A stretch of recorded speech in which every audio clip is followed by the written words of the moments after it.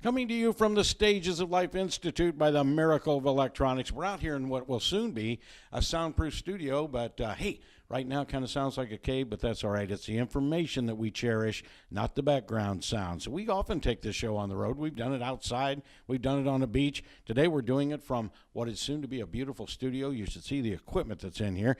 Dr. Klein, Dr.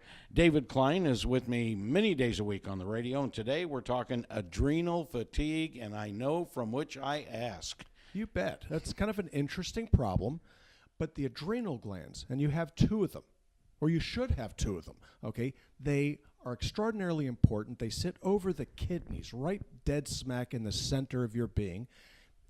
These two glands have very, very heavy blood supply. Blood pours through these two glands. Relative to the size of these glands, it gets maybe 5 or 6 times as much blood supply as does the brain. Why does this happen? Because what these cells do in this gland, and there are roughly 4 different glandular tissues all in one, it dumps hormones of different types, different species, different meanings into the blood itself, and it goes into your body, distributed throughout the entire blood supply everywhere where blood goes.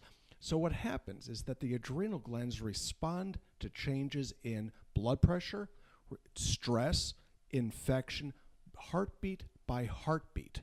And so as you get older, these vital organs begin to diminish in capacity. And what this really means is it means that the glands become less and less active, less and less able to fulfill their needs. It's one more way that the body ages. You age, the adrenal glands themselves age. The sad thing is, in certain individuals, the adrenals will age faster than in others. And this can happen as a result of injury. It can happen from neoplasm, from infection, from trauma, and very, very frequently from medications that we take on a daily basis that look pretty darn innocuous. The adrenal glands. So what are the hormones that get pumped out of these two things? Not that you probably think you should care, but in a moment I think you will. Well, everybody has heard of cortisol. Cortisone. Oh, this is bad for you. If you didn't have it, you would be dead. John Fitzgerald Kennedy was at one time the President of the United States. He suffered from adrenal failure called Addison's disease, and he was treated his entire adulthood for this. Now, why? Okay, why is this important? Because cortisol is necessary as the most prevalent and probably the most important anti-inflammatory modulator that you've got. Okay, if cortisol levels diminish, you begin to burn yourself up. Inflammation will run rampant, and you will die a painful, agonizing death if you don't go from infection first, because the immune system also needs cortisol. Were that not enough? Okay, of the other 150 or so hormones with names, aldosterone is necessary for you to maintain your blood pressure. So if you didn't have this vital hormone, you would lie down, go to sit up, and you'd pass out because your blood pressure wouldn't balance out. This is done hormonally. The heart can't beat faster or harder sufficiently to keep you from passing out, or if you want to stand up. Now again, everybody's had the experience. If I stand up too quickly, I get dizzy. If you had no adrenal glands, or if they were improperly working, you stand up too quickly, your nose meets the floor. You fall over flat. Overdone. So aldosterone, blood pressure control, salt retention is really what this is all about. But now comes the fun ones. Okay, epinephrine. You need this in order to give your body a flogging when you need to run from the bear, as happens at my home here in Longwood quite routinely. And we have our own family of bears that likes to share my garbage and my fruit trees, depending upon their mood and proclivity. So you need to have epinephrine, norepinephrine, terribly necessary to maintain your ability to flee, just to function. Okay, you don't have it, the heart doesn't beat right either. The gonadotropins, okay, those of you of a certain age, women in particular, where your ovaries have burned out and you're no longer menstruating, where do you think your estrogen's going to come from?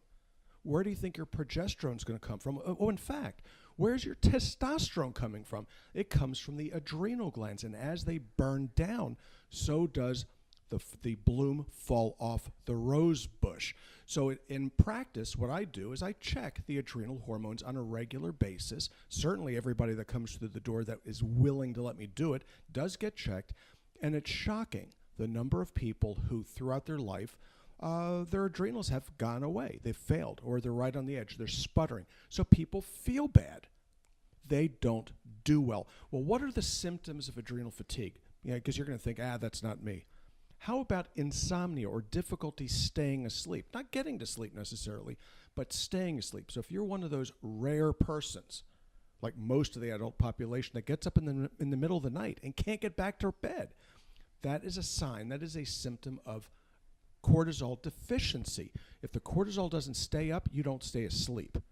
DHEA, one of the immediate precursors, called the fountain of youth hormone.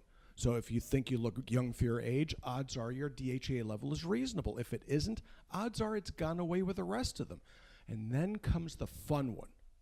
The immediate product of cholesterol conversion to these steroidal hormones is pregnenolone, sometimes known as the memory hormone. Pregnenolone deficiency, low levels of pregnenolone, leads to Alzheimer's disease. So guess what?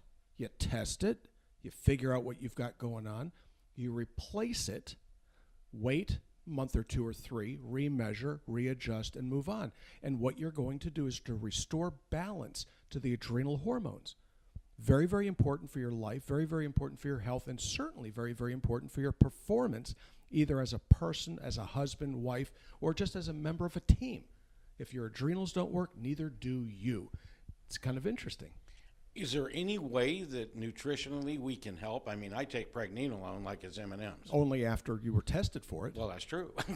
You tested low, you got it. It makes you feel better, you perform better. But is there something that you can eat to make the adrenals work? Yeah. The answer is probably not.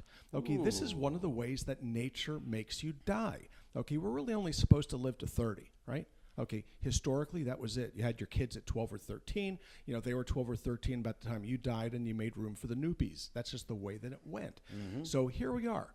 We're looking at each other, and we're saying, you know something? It's been many a year since I was 30 or 40 years of age. So your body is burning the candle at both ends. In fact, the candle, in many cases, is long gone. So nutritionally, I think not. Now, there are individuals, there are people, especially youngsters, especially folks in their teens and 20s, that have magnesium deficiency, zinc deficiency, and some of the other micronutrient deficiencies that can lead to adrenal fatigue and or adrenal failure. So as part of the treatment, we also address the nutritional needs, because the whole idea is to make the body create what it can by itself, all the while we help it along achieve a normal, healthy level. It's all very interesting when they talk, and most people never talk about their adrenal glands. It's probably never been discussed on a medical show that I've ever heard. No, it's more likely that they'll show off their episiotomy scar. People don't talk about their adrenals, mostly because they don't know about them. But the more you start to study your own body, the more you try to figure out what's wrong with you. And these days, you'd had best figure out what's wrong with you, because the likelihood of you actually seeing a doctor under most circumstances is pretty small. You go to the family doc's office, you will probably see the extender. That's an NP or PA or whatever. I have patients that come in here that have never seen their family doctor. It's kind of awful. You think you're going to learn this stuff in a year's worth of nursing school? I do not think so. When I first noticed the symptoms, it was severe itching all over the body and actually opening up. You betcha. I mean, there was actual sores that were just opening up when I first saw you about this problem. Well, what happens and that's caused by an injury, of course. That is caused by your injury. That resulted in inflammation. That resulted in the body's inability to fight the infection.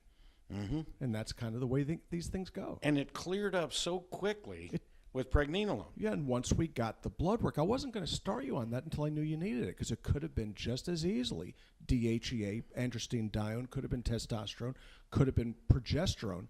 But in your case, it was identified as pregnenolone. And the other sad truth is most doctors have never heard of it.